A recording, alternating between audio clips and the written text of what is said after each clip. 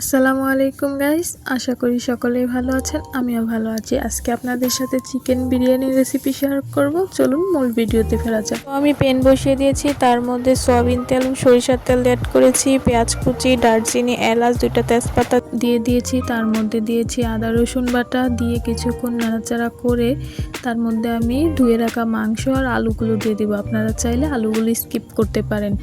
তো আমি আলু দিয়ে দেব, সব কিছু দিয়ে মিশিয়ে ভালোভাবে তার মধ্যে আমি রেডিমেড বিরিয়ানির মশলা দিয়ে দিব।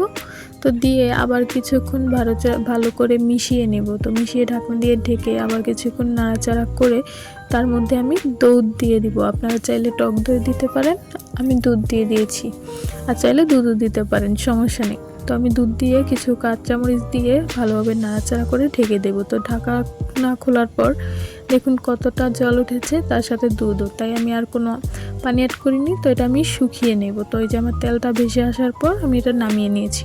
তো আরেকটা প্যানে আমি পোলাওগুলো বসাবো। তার জন্য আমি প্যানে সরিষার তেল দিয়ে পেঁয়াজ কুচি দিয়ে আদা রসুন বাটা একটু একটু করে দিয়ে তো আমি ভালোভাবে নাড়াচাড়া করে পোলার চালগুলো দিয়ে দিলাম। এগুলো আমি আগে থেকে ধুয়ে রেখেছিলাম। তো দিয়ে আমি ভালোভাবে ভেজে নেব, একটু লাল লাল করে ভেজে তার মধ্যে আমি পানি অ্যাড করে দিয়েছি পরিমাণ মতো।